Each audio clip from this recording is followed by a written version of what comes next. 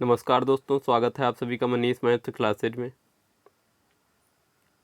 आज मैं आप लोगों के लिए SBI clerk pre 2021 previous year arithmetic के क्वेश्चन लेके आया। जो प्रीवियस ईयर पेपर हुआ था 22 फरवरी 2020 को, उसी के अर्थमेटिक के मैं क्वेश्चन लेके आया हूँ आप लोगों के लिए। तो पहला क्वेश्चन देखते हैं। पहला क्वेश्चन है कि A can do a work in 20 days and B can do the same work in 20% less time taken by A किसी काम को 20 दिन में करता और बी उसी काम को ए से 20% लेस टाइम में करता है। A and B start working together. A और बी एक साथ काम करना प्रारंभ करते। Then find in how much time 80% of total work will get completed. तो हमें बताना है कि टोटल वर्क का 80% कितने टाइम में कंप्लीट हो जाएगा। तो देखिए, ए काम को कर रहा है, यहाँ पे लिख लेते हैं। ए काम को कर रहा है 20 दिन में और 20 से 20% लेस टाइम में। 20 का 20% कितना हो जाएगा? 4 हो जाएगा, क्योंकि 20% की फ्रैक्शन होती है 1/5। तो 20 का 1/5 करेंगे तो 4 आएगा। तो 20 से 4 डे कम में कर रहा, तो बी कितने दिन में करेगा? बी करेगा 16 डे में। तो हम क्या करेंगे? टोटल वर्क निकाल लेंगे। टोटल वर्क दोनों का एलसीएम ले लेंगे। एलसीएम कितना आ जाएगा? 20 और 16 का 80 आ जाएगा। तो यहाँ से ए की एफिशिएंसी कितनी हो जाएगी? 4 और बी की एफिशिएंसी हो जाएगी 5। तो हम यहाँ पे दिया कि A and B start working together. A और बी एक साथ काम करना प्रारंभ करते। Then find in how much time 80% of total work will get completed. Total work का 80%, टोटल वर्क है 80, तो इसका 80% कितना हो जाएगा? 80% मतलब 4/5। तो 80 का 4/5 कितना हो जाएगा? यहाँ पे मल्टीप्लाई कर देते। 4/5 से डिवाइड करेंगे 16, 16 इंटू 4 कितना हो जाएगा? तो 64। 80 का 80% कितना आ गया? 64। और ए और बी दोनों कर रहे हैं, तो 4 और 5 मिलके कितना हो जाएगा? 9 यूनिट। तो 64/9 इक्वल टू कितना आ जाएगा? 7:1/9 डे। तो इतने टाइम में दोनों एक साथ मिलकर टोटल वर्क का 80% काम करेंगे।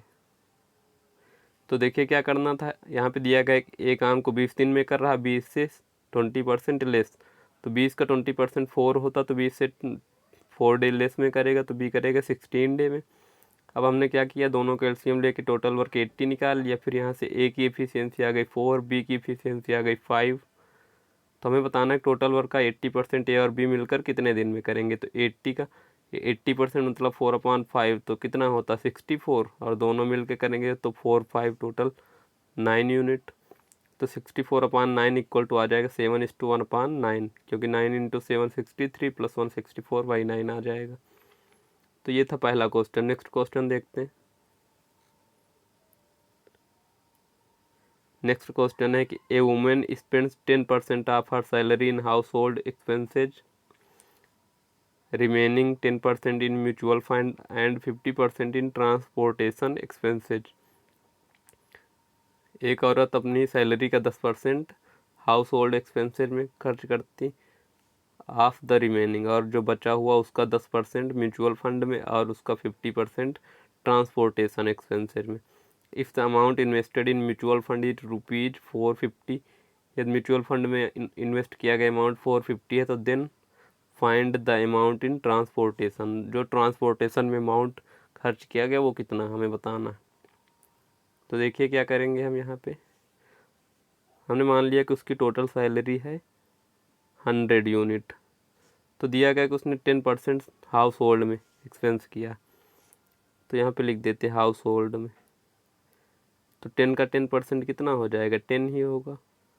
तो 10 यूनिट हाउस होल्ड में किया, तो कितना बचा? रिमेनिंग बचा 90 यूनिट। और इसमें लिखा कि of the remaining 10% in mutual fund, तो 90 का 10% कितना हो जाएगा? 9। तो म्यूचुअल फंड में कितना इन्वेस्ट किया? 9 unit. And 50% in transportation expenses, इसी 90 का 50% ट्रांसपोर्टेशन में। तो ट्रांसपोर्टेशन में कितना? 90 का 50% मतलब आधा कितना हो जाएगा? 45। और दिया गया if the amount invested in mutual fund is ₹450।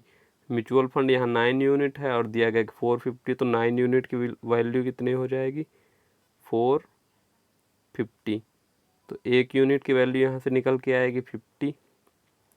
तो हमें बताना है कि then find the amount in transportation. Transportation में है 45 यूनिट, तो 45 को हम 50 से क्या करेंगे मल्टीप्लाई कर देंगे।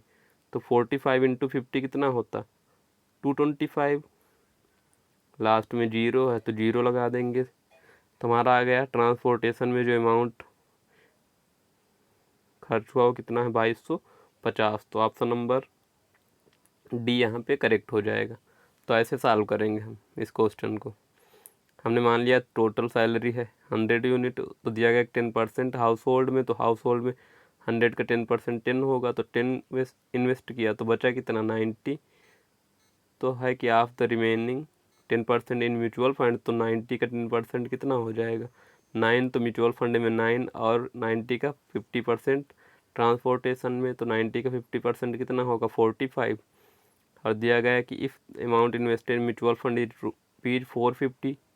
म्यूचुअल फंड में इन्वेस्ट किया गया जो अमाउंट है वो कितना है 450। तो यहाँ पे आगे 9 यूनिट है, तो 9 यूनिट की वैल्यू 450, 1 यूनिट की वैल्यू 50।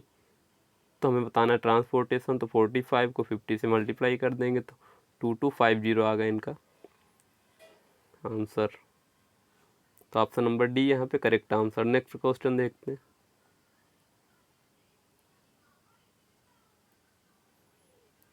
नेक्स्ट क्वेश्चन है कि the average age of 3 person A B and C is 25 and the average age of A and B 24। तो find the age of C. A B और C की जो average age है 25 है, average age 25 है, तो सम कितना हो जाएगा ए प्लस बी प्लस सी, सम कितना हो जाएगा 3 से मल्टीप्लाई कर देंगे 75। क्योंकि एवरेज क्या होता बाई 3 करते 25 आता, तो ए प्लस बी प्लस सी निकालना है तो क्या करेंगे हम 3 से मल्टीप्लाई कर देंगे, तो तीनों का योग कितना होगा 75। और दिया गया कि average age of A and B 25, मतलब ए और बी की एवरेज एज है 24। तो ए और बी की एज का सम कितना हो जाएगा 24 को 2 से मल्टीप्लाई करेंगे 48। तो हमें बताना फाइंड द एज ऑफ सी। तो देखिए ए प्लस बी प्लस सी है 75 और ए प्लस बी है 48। तो हमें सी बताना है, तो इसमें हम ए प्लस बी माइनस कर देंगे, तो 75 में 48 माइनस कर देंगे कितना आ जाएगा 27 ईयर्स। तो सी की एज कितनी आ गई 27 ईयर्स। ऑप्शन नंबर डी यहाँ पे करेक्ट है। देखिए बहुत आसान क्वेश्चन था ये। दिया गया था ए बी और सी की एवरेज एज 25 है, तो ए और ए बी सी की एज का सम कितना हो जाएगा 75, 3 से मल्टीप्लाई कर देंगे 25 को। और ए और बी की एवरेज एज 24 है, तो ए और बी की एज का सम कितना हो जाएगा 2 से मल्टीप्लाई करेंगे। तो हमें सी का बताना, तो ए प्लस सी में ए प्लस बी माइनस कर देंगे 75 में 48 माइनस किया 27 ईयर्स आ गए इनके एज। तो नेक्स्ट क्वेश्चन देखते हैं।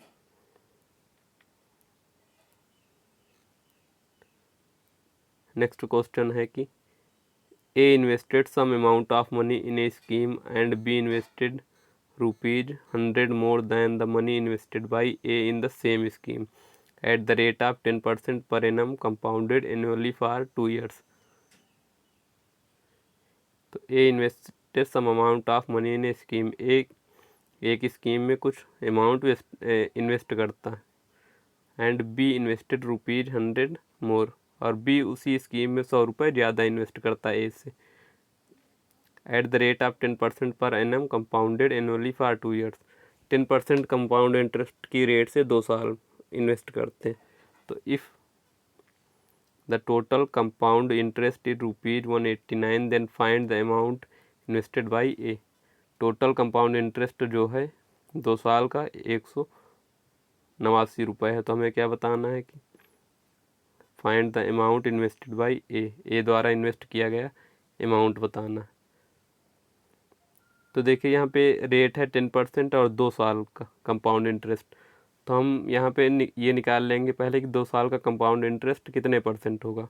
हम फार्मूला जानते हैं कि x + y plus x y upon 100, तो एक्स प्लस वाई तो 10 प्लस 10 प्लस 10 इंटू 10 अपान 100, यहाँ पे 1 बचेगा, 10 प्लस 10 20 प्लस 1 21%। तो जो इंटरेस्ट आएगा 2 साल में 21% आएगा।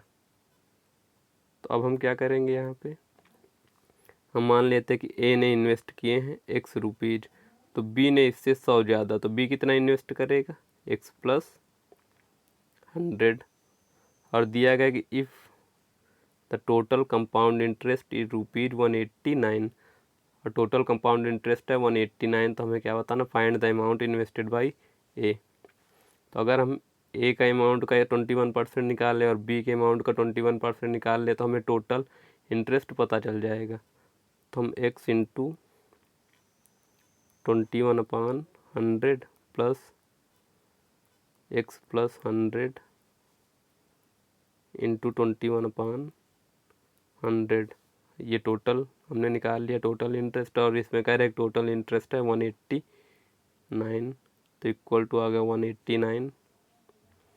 तो यहाँ पे 21/100 हम कॉमन कर सकते हैं, 21/100 हम कॉमन कर लेंगे, तो यहाँ पे x प्लस 100 तो कितना हो जाएगा, 2x प्लस 100 बचेगा इक्वल टू 189। 189 को हम 21 से डिवाइड कर देंगे, तो ये 9 टाइम्स जाएगा, तो 2x प्लस 100 इक्वल टू 100 से इधर मल्टीप्लाई होगा तो कितना हो जाएगा 900।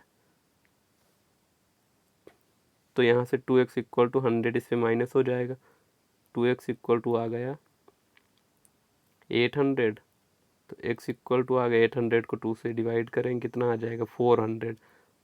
तो हमें x से ही बताना था कि find the amount invested by A, तो ए द्वारा इन्वेस्ट किया गया अमाउंट कितना है 400, तो ऑप्शन नंबर बी यहाँ पे करेक्ट हो जाएगा। तो ऐसे हम ज्ञात करेंगे, एक बार इसको रिपीट कर देता हूँ मैं।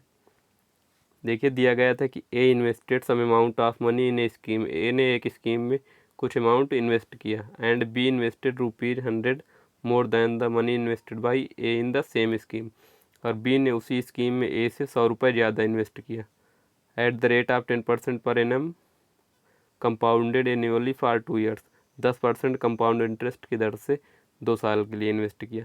If the total compound interest is ₹189 then find the amount invested by A. तो ये द्वारा इन्वेस्ट किया गया अमाउंट बताना। तो देखिए 10% पर एनम यहाँ पे रेट ऑफ इंटरेस्ट था, तो 2 साल का कंपाउंड इंटरेस्ट कितना हो जाएगा, हमने फार्मूला लगा दिया x plus y plus x y upon 100। तो वहाँ से हमें पता चल गया कि 2 साल में जो रेट ऑफ इंटरेस्ट जो 2 साल में इंटरेस्ट आएगा वो 21% आएगा। तो अगर हम x का 21% और x प्लस 100 का 21% निकाल के ऐड कर दें तो इसके बराबर आएगा, क्योंकि ये भी टोटल इंटरेस्ट है, ये भी टोटल इंटरेस्ट है। तो यहाँ से हमने x की वैल्यू निकाल ली 400, तो ये आ गया हमारा आंसर। नेक्स्ट क्वेश्चन देखते हैं।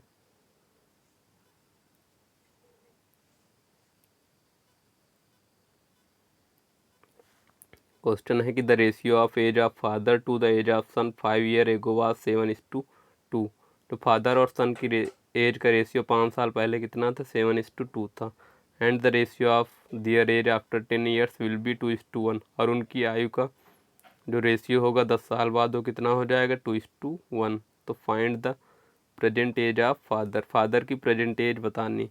तो देखिए 5 साल पहले उनकी एज का रेशियो दिया गया, तो फादर -5 कर दिया क्योंकि 5 साल पहले, इस टू सन -5 कितना है रेशियो 7:2 है। और 10 साल बाद प्रेजेंट एज से 10 साल बाद तो +10 इस टू सन +10 कितना है रेशियो 2:1।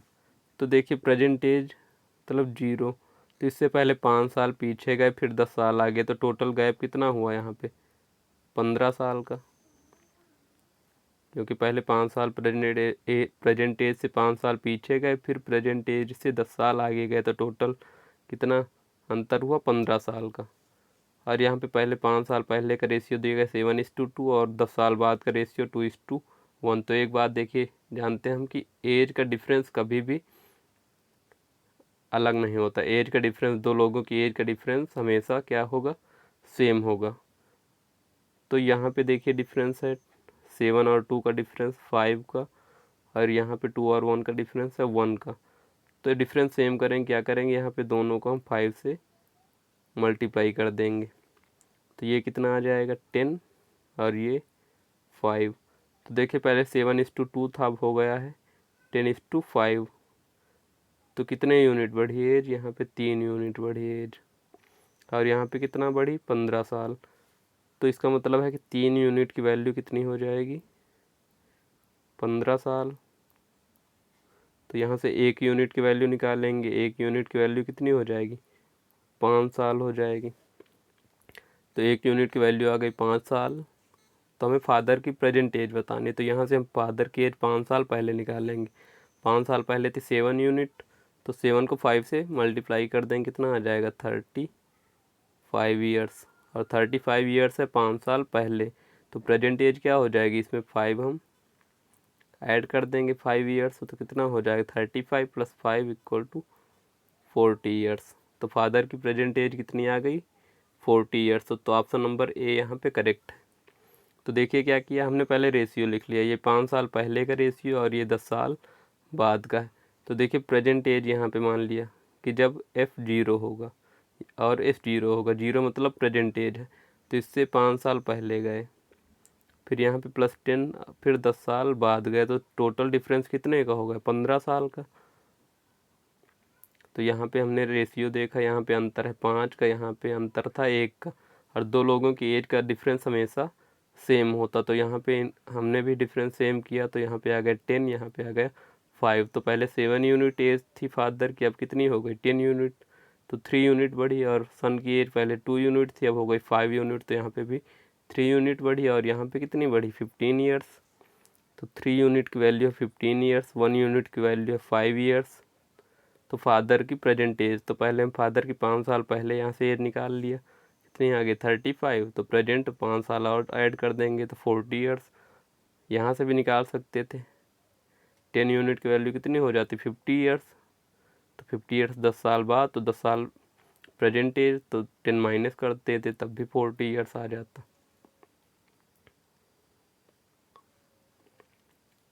तो ये थे 5 क्वेश्चन जो मैं आप लोगों के लिए लेके आया था प्रीवियस ईयर के।